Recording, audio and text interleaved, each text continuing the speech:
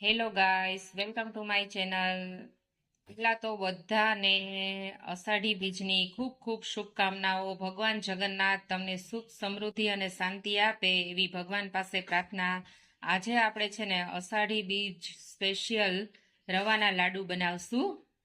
અષાઢી બીજ હોય ને એટલે આપણી વર્ષો જૂની પરંપરા છે કે આપણે કંઈક ગળ્યું બનાવીએ.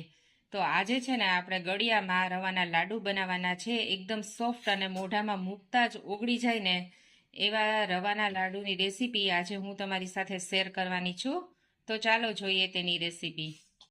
હેલો ગાઈસ, તો છે ને આપણે રવાના લાડુ બનાવવા માટે એક મોટો વાટકો રવો લીધો છે ઝીણો, નાની વાટકી જેટલો ઘઉંનો કરકરો જાડો લોટ લીધો છે, એક વાટકી ખાંડ લીધી છે, પછી ચોપ કરેલા કાજુ બદામ લીધા છે અને ઘી લીધું છે અડધી વાટકી જેટલું આમાં મોણ દેવા માટે. અને લાડવામાં નાખવા માટેનું ઘી તો અલગથી આપણે જે રીતે ઘી જોતું હોય જે પ્રમાણે ઘી એમાં સમાય એ રીતનું ઘી લેવાનું છે.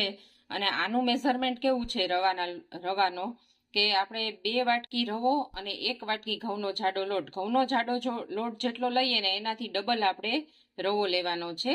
તો ચાલો આપણે બનાવીએ રવાના લાડુ. જો આપણે એક ત્રાસમાં છે ને રવો લીધો છે અને ઘઉંનો જાડો લોટ, આ બેયને છે ને આપણે મિક્સ કરી દઈશું.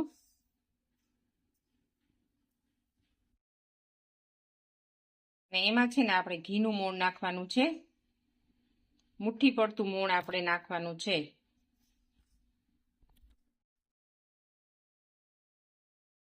કે આપણે વ્યવસ્થિત મિક્સ કરી લેશું. ને આ મિક્સ કરીએ ને ત્યાં સુધીમાં છે ને મેં અહીંયા પાણી ગરમ મૂકી દીધું છે. આપણે 9 શેકા ગરમ પાણીથી આના પીંડિયા વાળવાના છે. આ લાડુના બહુ ગરમ પાણી નથી લેવાનું, 9 શેકો ગરમ લેવાનું છે. તો આપણે છે ને આમ ચેક કરી લેવાનું, મુઠ્ઠી પડતું મોણ આમાં એડ કરવાનું છે એટલે આપણા લાડવા જો આ રીતનું એટલે આપણા લાડવા છે ને એકદમ સરસ સોફ્ટ થશે. તો હવે છે ને આમ ધીમે ધીમે આપણે પાણી એડ કરતું જવાનું અને પીંડિયા વાળવાના. પીંડિયા છે ને આપણે કડક વાળવાના છે અને તળવાના પણ કરકરા કડક તળવાના છે. જો આપણો છે ને પીંડિયા માટેનો ડો તૈયાર થઈ ગયો છે. જો આ રીતના આપણે પીંડિયા વાળવાના છે.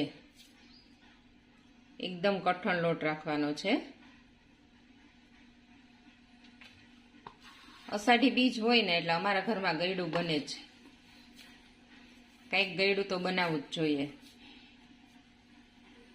જો આ રીતે આપણે છે ને બધા પીંડિયા વાળી લેશું. જો ગઈસ આપણા પીંડિયા બધા વળાઈને તૈયાર થઈ ગયા છે અને એક બાજુ છે ને આપણે ગેસમાં આવી રીતે તેલ મૂકી દીધું છે. હવે આપણે છે ને પીંડિયાને ગોલ્ડન બ્રાઉન રંગના તળી લેશું. તો આપણું તેલ આવી ગયું છે, થઈ ગયું છે તેલ ગરમ. હવે આપણે છે ને આ પીંડિયાને એકદમ મીડિયમ ફ્લેમ ઉપર કરકરા તળવાના છે. ફૂલ ફ્લેમ ઉપર રાખશું ને તો ઉપરથી બળી જાય, ઉપરથી વધારે તળાઈ જશે અને નીચે અંદરથી કાચા રહેશે. પીંડિયાનો છે ને એક પેચ તળાઈ ગયો છે. જો આ પીંડિયું આપણું ફાટી ગયું છે, આ ફાટી ગયું છે ને ધેટ મીન્સ કે આપણું પીંડિયા છે ને અંદરથી પણ એકદમ સરસ ચડી ગયા છે.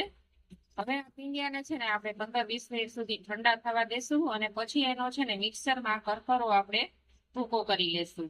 તો પીંડિયાના છે ને આપણે આવી રીતે ટુકડા કરી લેશું એટલે છે ને પીંડિયા જલ્દી આપણા ઠંડા થઈ જાય.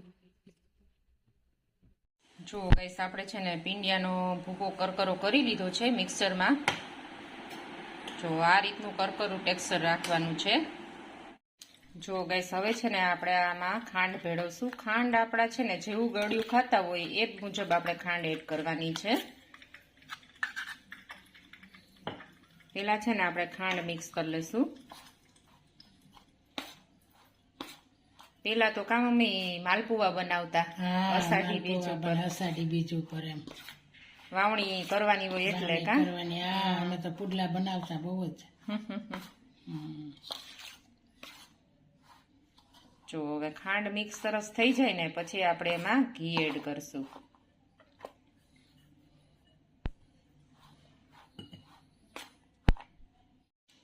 જો હવે આપણે છે ને આમાં ઘી એડ કરી દીધું છે.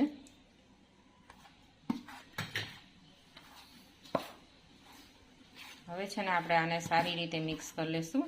ઘી ગરમ છે એટલે આપણે છે ને ચમચાથી મિક્સ કરશું. ઘીને થોડું ઓગાળી લેવાનું.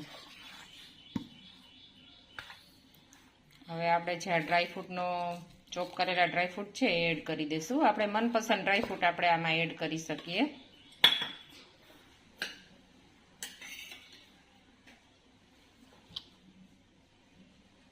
પછી આપણે છે ને એલચીનો પાવડર કરી લીધો છે એ એડ કરશું. એલચીની છે ને આમાં બહુ સરસ ફ્લેવર આવે છે. આપણે આમ ચૂરમાના લાડુ ખાઈ ખાઈને કંટાળી ગયા હોય ને તો આ કંઈક નવું છોકરાઓને ભાવે કા. હા મજા આવે છોકરાઓને રવા. હા, અને રવો આમાં થોડો કરકરો હોય એટલે મજા આવે. મજા આવે.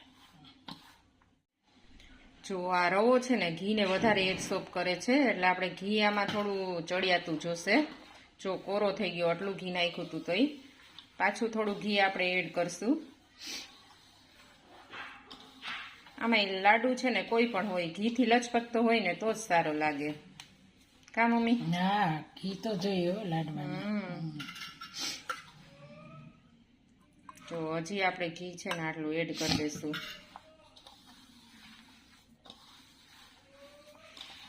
જો હવે છે ને આપણું લાડવો વળાઈને એવું પરફેક્ટ ટેક્સચર આવી ગયું છે. હવે આ રીતે છે ને આપણે બીબામાં લાડવાને સરસ શેપ આપી અને વાળી લઈશું. આ રીતે જો મસ્ત આપણો લાડુ છે ને વળાઈને તૈયાર થઈ ગયો છે. જો આ રીતે આપણે બધા લાડુ વાળી લઈશું.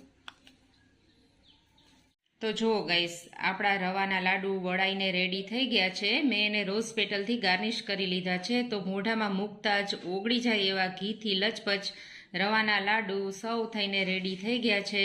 તો મારી રેસીપી તમને સારી લાગી હોય તો તેને લાઈક કરજો અને શેર કરજો. અને હા, મારી ચેનલને સબસ્ક્રાઈબ કરજો. ફરી પાછી આપણે અવનવી રેસીપીઓ અને સ્વાદ સાથે મળશું. Thank you for watching.